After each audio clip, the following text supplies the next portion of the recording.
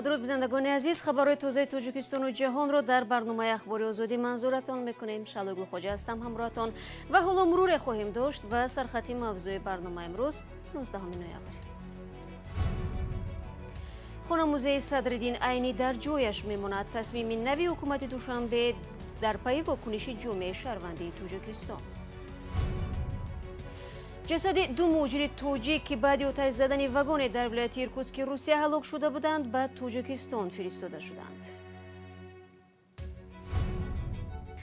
و بمب‌های ترکیده و تقدیرهای سوخته تنها در نیم سال آخر در افغانستان صدها کودک کشته و یا معیوب شدند.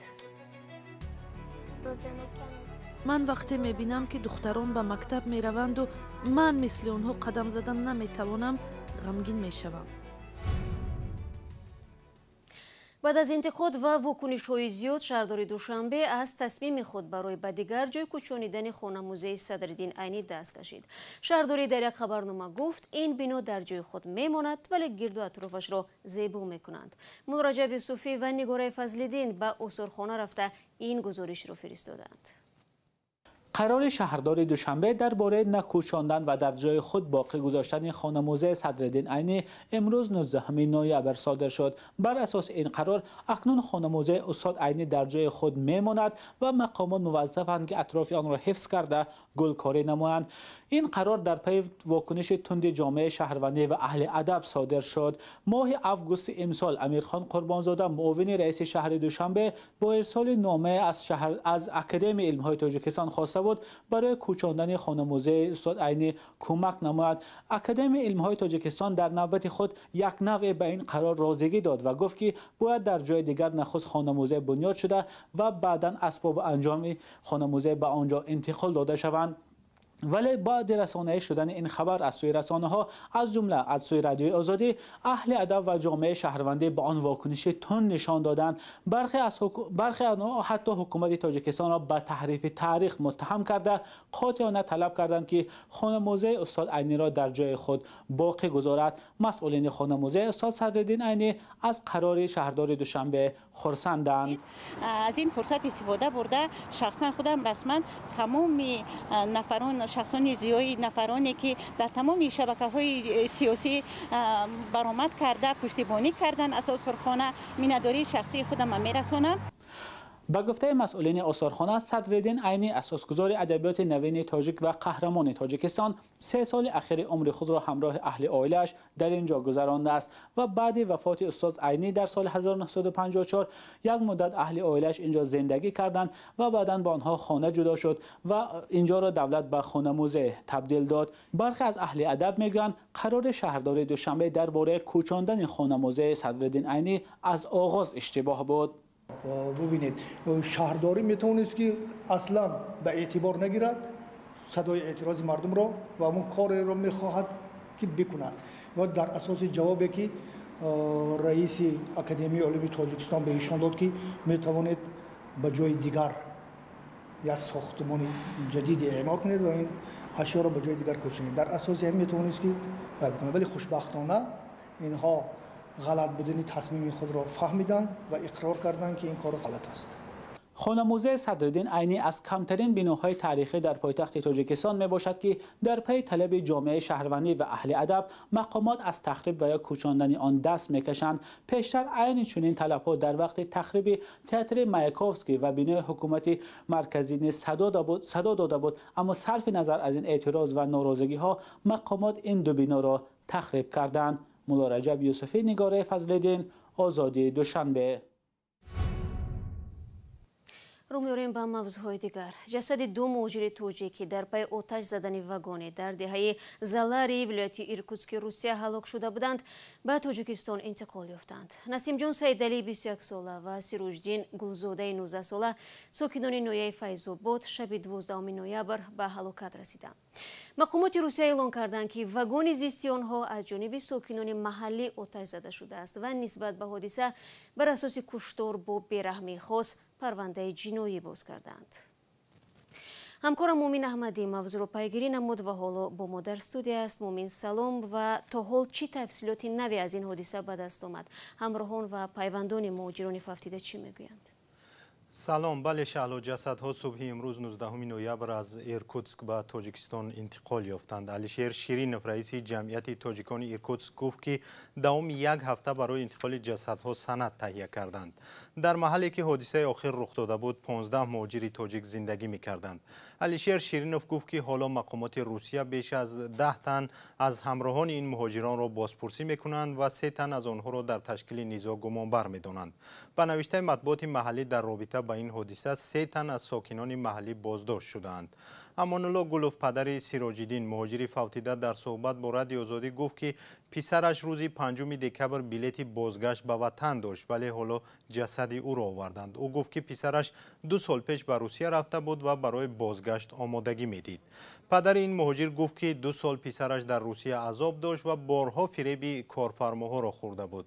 همراهان این 2 مهاجر گفتند که حالا زیر فشار سخت مقامات روسیه قرار دارند. آنها گفتند که به جای آنها را همچون جبردیده اعتراف کردند حالا تلاش دارند که آنها را عیبدار اعلام کنند. آنها میخواهند که سفارت تاجیکستان از حق آنها حمایت کند چون احوالشون خیلی بد است. مومین آیا میتونی بگویی که حادثه از چه آغاز شد و چرا ساکنان محلی به این گونه کار دست زدند؟ ببینید شهلا، حادثه از یک جنجال خرد آغاز شده است. مطبوعات محلی نوشت که روز 12 نوامبر میان 2 مهاجر و چند جوان روس جنجال شده است. با گفته مهاجران، جوانان روس مهاجران را تحقیر کردند و آنها پاسخ دادند، ولی مطبوعات نوشته است که گویا جنجال بدیان آغاز شده است که مهاجران به 2 دختر محلی گپ پرداختند. مهاجران این گپ را دروغ میگویند و گفتند که آن لحظه یگان دختر وجود نداشت.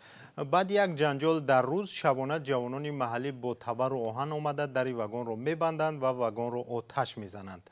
در این وگان 7 نفر مهاجر بود است که 2 نفر فوتید و حالا 1 نفر در حالت وزنی در بیمارخانه خواب است. در روسیه بنا بر ارزیابی‌های مختلف سطح نژاد پرستی و بیگانه ستیزی خیلی بالا رفته است. در مطبوعات محلی در روسیه بدبینی ملی آزاد ترغیب می شود و آنها چهره ناخوبی از مهاجران ساختند. از این رو بسیاری از کارشناسان ریشه مشکل را در همین می بینند.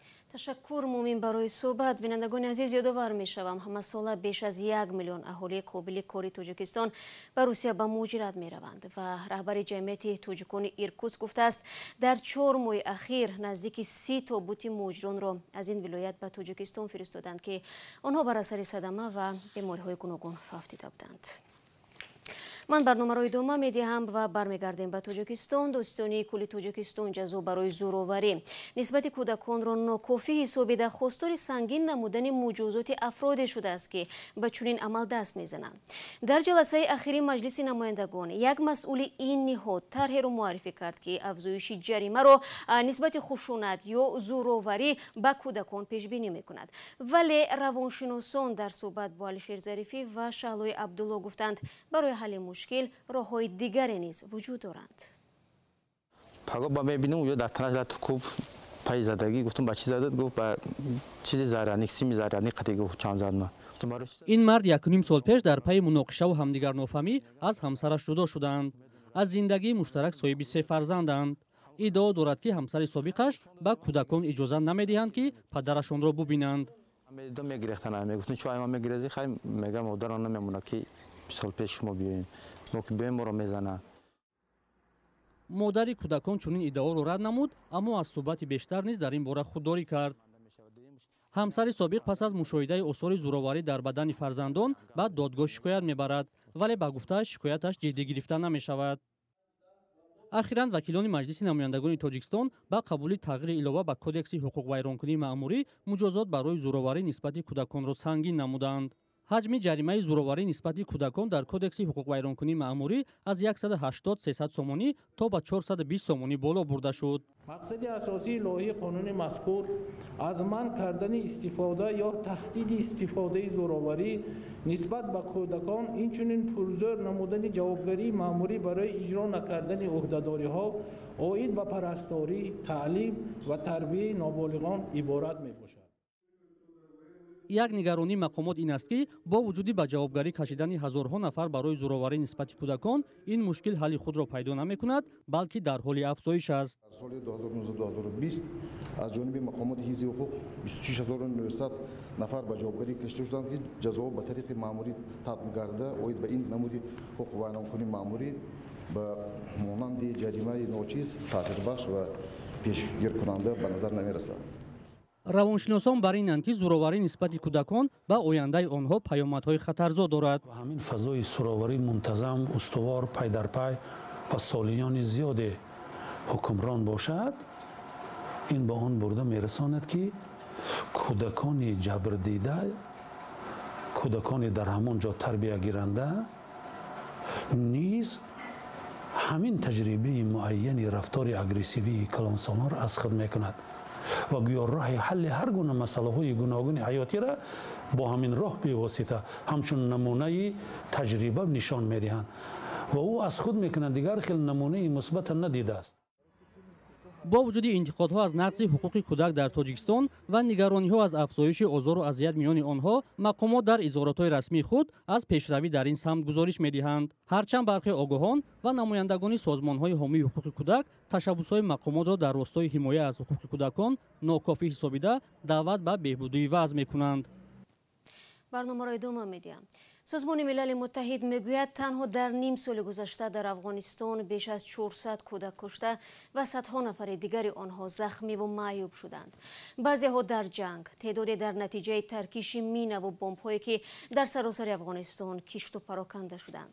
гузоришеро ки ҳоло мебинем қиссаи дилрешкунандаи як оила дар шаҳри ҷалолобод аст ки 7 кӯдак ё аз пой ё аз узви дигари бадани худ маҳрум шуданд. ёдовар мешавем ки гузориши навшуда аз соли 2019 аст ва шояд барои идеяш шумо бинандагони азиз бисёр ғамангез бошад.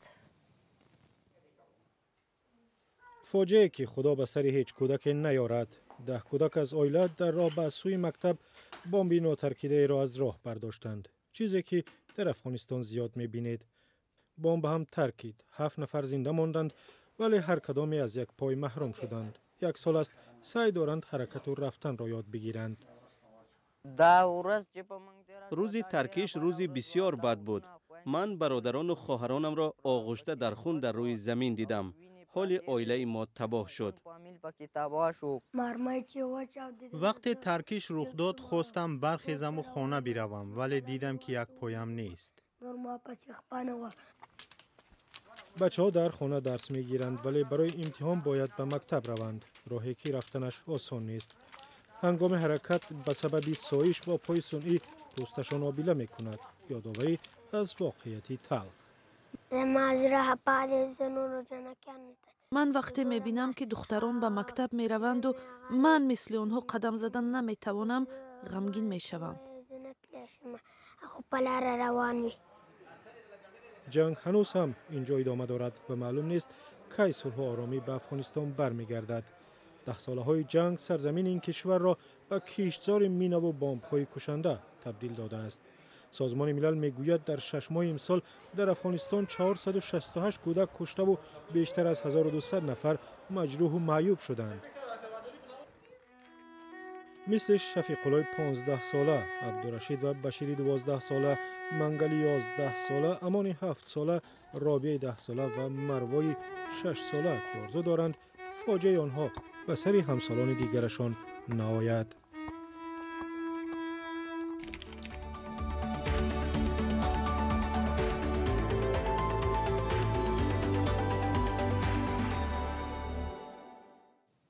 ва хабари кӯтоҳ хадамоти санитарии эпидемиологии вилояти Тошканди Ӯзбекистон дар робита ба иҷрои қарори эмшавии ҳатмии кормандони баъзе аз корхонаҳо санҷиш гузаронидааст ва дар натиҷаи санҷиш муайян гаштааст ки ҳазорҳо нафар аз кормандони ширкатҳо ва корхонаҳои буҷавии зидди коронавирус эмна шуданд ва бинобар ин муҷозот гардиданд.